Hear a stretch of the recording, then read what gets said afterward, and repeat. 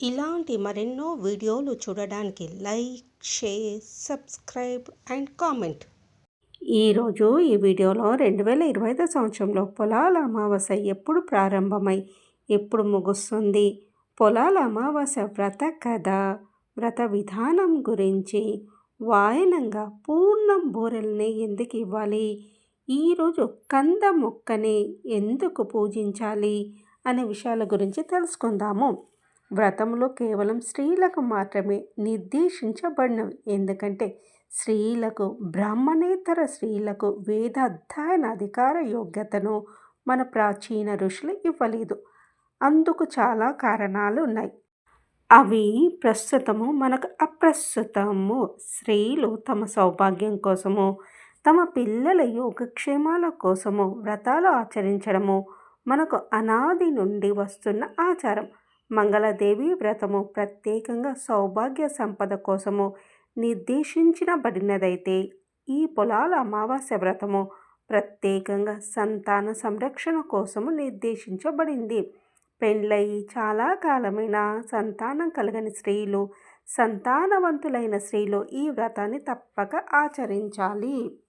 2025 సంవత్సరంలో పొలాల అమావాస్య శుభ ముహూర్తము 22వ తేదీ ఆగస్టు 2025 శుక్రవారం ఉదయం 11:55 ప్రారంభమై 23వ తేదీ ఆగస్టు 2025 శనివారం ఉదయం 11:35 అమావాస్య తిథి ముగుస్తుంది. వ్రత కథ గురించి తెలుసుకుందాము. పూర్వము పిల్లల మర్రి అనే గ్రామంలో సంతాన రామావధానులు అనే స్మార్త పండితుడు ఉండేవాడు. ఆయనకు 7 మగపిల్లలు. అందరికీ పెళ్ళిళ్ళై కోడళ్ళు కాపురానికి వచ్చారు. పెద్ద కోడళ్ళు 6 పిల్లలు పుట్టారు. కానీ చిన్న కోడలు సుగుణకు మాత్రం పిల్లలు పుట్టడము వెంటనే చనిపోతూ ఉండడం జరిగేది. అలా 6 సార్లు జరిగింది. ఆ కారణంగా ఏ కోడలి కూడా ఆ 6 సంవత్సరాలు పొలాల అమావాస్య వ్రతం చేసుకోవడం కుదరలేదు. అందుచేత సుగుణ అంటే వారికి చాలా కోపం. సూటిపోటి మాటలతో బాధించేవారు.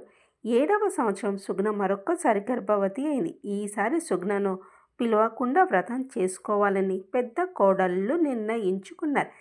సరిగ్గా శ్రావణ అమావాస్య నాడు సుగుణకు ప్రసవమై మృత శిశువును కంది. ఈ సంగతి తోటి కోడళ్లకు తెలిస్తే తనను వ్రతానికి పిలవరని తలచి చనిపోయిన బిడ్డను తన గదిలో దాచి, ఎవరికీ అనుమానం రాకుండా తన కడుపు దగ్గర చిన్న గుడ్డల మూట ఉంచి తన తోటి కోడళ్లతో కలిసి పొలాల అమావాస్య వ్రతాన్ని ఆచరించింది. ఆ తర్వాత తన ఇంటికి వచ్చి మరణించిన తన పుత్రుని ఎత్తుకొని కన్నీటితో శ్మశానానికి వచ్చి గతంలో తన పుత్రుల సమాధుల దగ్గర కూర్చొని కన్నీరు మున్నీరుగా విలపించసాగింది. అప్పటికి బాగా చీకటి పడింది. ఆ సమయంలో గ్రామ సంచారానికి బయలుదేరిన పొలాలమ్మదేవి సుగుణ దగ్గరికి వచ్చి ఎందుకు రోధిస్తున్నావు అని అడిగింది. సుగుణ తన కన్నీటి కథను వివరించి చెప్పింది. పొలాలమ్మదేవి జాలిపడి, సుగుణ బాధపడకు, నీ పుత్రుల సమాధుల దగ్గరకు వెళ్ళి ఏ పేర్లతో అయితే నీ పిల్లలకు పెట్టాలనుకున్నావో ఆ పేర్లతో వారిని పిలు అని చెప్పి మాయమైపోయింది. సుగుణ వెంటనే ఆ సమాధుల దగ్గరకు వెళ్ళి తన పుత్రులను పేరు పేరున పిలిచింది. వెంటనే ఆ సమాధుల నుండి ఆమె పిల్లలు సజీవంగా లేచి వచ్చి తమ తల్లిని కౌగలించుకున్నారు. సుగుణ ఆనందంగా వారిని దగ్గరకు తీసుకొని వారిని వెంటబెట్టుకొని ఇంటికి వచ్చి జరిగినదంతా తన తోటి కోడళ్లకు చెప్పింది. అందరూ సంతోషించారు. ఆనాటి నుండి ప్రతి శ్రావణ అమావాస్య నాడు ఈ వ్రతాన్ని ఆచరిస్తూ పిల్లా పాపలతో ఆనందమయ జీవితాన్ని అనుభవించి తరించింది. వ్రత విధానం గురించి తెలుసుకుందాము. ఈ వ్రతాన్ని శ్రావణ అమావాస్య నాడు చేసుకోవాలి. పూజ చేసే చోట గోమయంతో అలికి వరిపిండితో అందమైన ముగ్గు వేసి ఒక కంద మొక్కను అక్కడ ఉంచి పసుపు కొమ్ము కట్టిన 4 తోరాలను అక్కడ ఉంచి ముందుగా వినాయకుని పూజించి ఆ తర్వాత కంద మొక్కలోని మంగళగౌరీ దేవిని కానీ సంతానలక్ష్మి దేవిని కానీ ఆవాహన చేసి షోడశోపచారాలతో అర్చించి 9 పూర్ణం బూరెలను ఆమెకు నైవేద్యంగా సమర్పించాలి. ఆ తర్వాత బహు సంతానవతి అయిన పెద్ద ముత్తైదువను పూజించి కొత్త చీర, రవికల గుడ్డ పెట్టి నైవేద్యం 9 పూర్ణం బూరెలు, ఒక తోరాని ఆమెకు వాయనంగా సమర్పించి దీవెనలు అందుకోవాలి. ఆ తర్వాత ఒక తోరాని కంద మొక్కకు కట్టి మరొకటి తాను మెడలో కట్టుకొని మిగిలిన తోరాని తన ఆఖరు సంతాన మొలలో కట్టాలి. ఇలా చేస్తే ఆమె సంతానం ఆరోగ్య ఐశ్వర్యాలతో 10 కాలాల పాటు చల్లగా ఉంటారు. ఇక పూర్ణం బూరెలే ఎందుకు వాయనంగా ఇవ్వాలో తెలుసుకుందాము.